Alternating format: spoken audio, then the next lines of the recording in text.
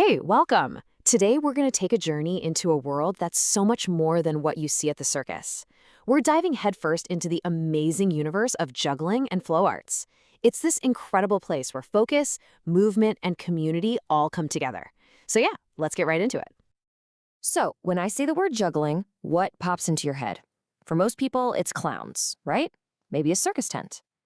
Well, I'm here to tell you that's just the tiniest sliver of what's out there. We are about to pull back the curtain on a whole culture of movement and creativity that is way bigger than the big top. Because, these really aren't just tricks or little hobbies people do. We're talking about full-on movement disciplines. They've got global communities, huge festivals. It's all built around a shared passion for exploring what the body can do.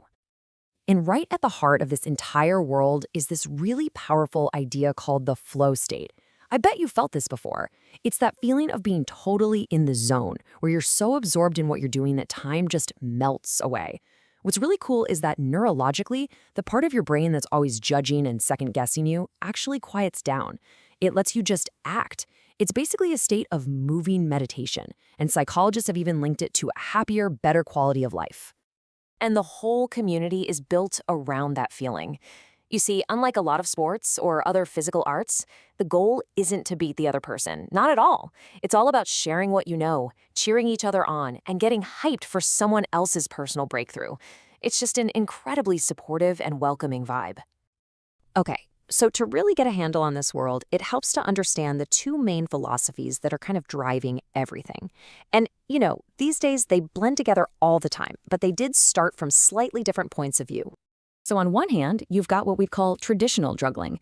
Here, the big focus is on technical skill. You're trying to master these super complex patterns and just absolutely nail a difficult trick. It's all about precision. Think of it as the art of defying gravity with pure skill. Then, on the other hand, you have flow arts. This is often more about the feeling. The main goal is finding that flow state we just talked about, where the prop becomes an extension of your body, almost like a dance partner. But, and this is super important to remember, this isn't a hard and fast rule. It's really more of a spectrum. You've got tons of modern jugglers who are all about expressive flow, and you have flow artists who are learning really technical juggling skills. Honestly, the most exciting stuff is happening right there in the middle, where these two worlds collide. So let's actually look at the tools of the trade. We're going to start with the foundational props of traditional juggling, what a lot of people call the big three. And first up, of course, is the most iconic prop of them all, juggling balls. This is where pretty much everyone starts their journey. They're so simple, which is perfect, because it lets you focus entirely on the fundamentals, your rhythm, your timing, and the arc of your throw. Honestly, learning that basic three-ball cascade is like a rite of passage for every single juggler. Okay, next up, clubs.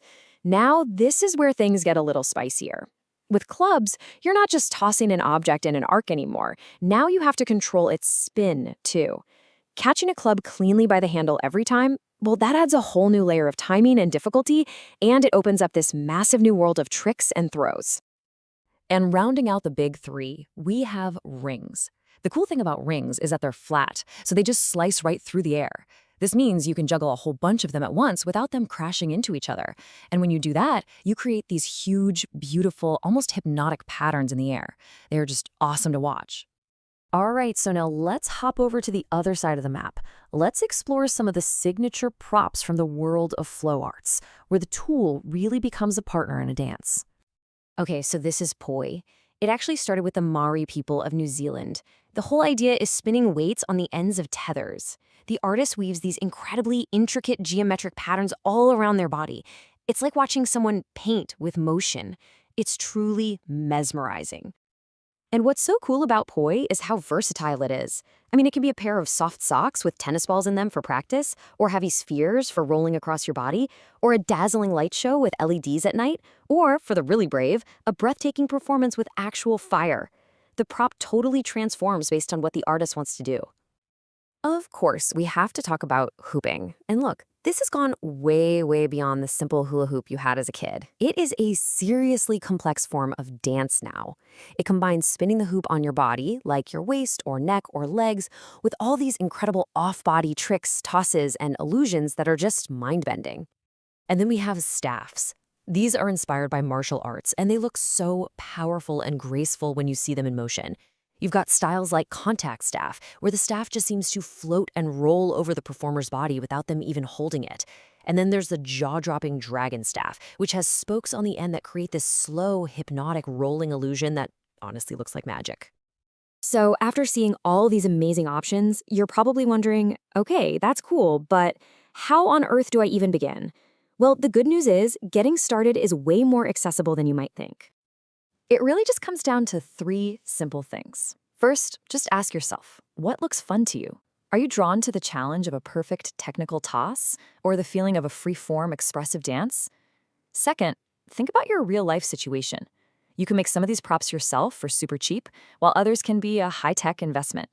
And finally, and this is maybe the most important part, find your people. There are tons of amazing tutorials online and probably even local clubs in your area that are just waiting to welcome you in. So, whether you end up loving the precision of juggling or the dance of flow arts, you're tapping into this amazing world of focus, community, and just pure creative expression. This whole journey is open to absolutely everyone. The only question left is, what are you going to choose?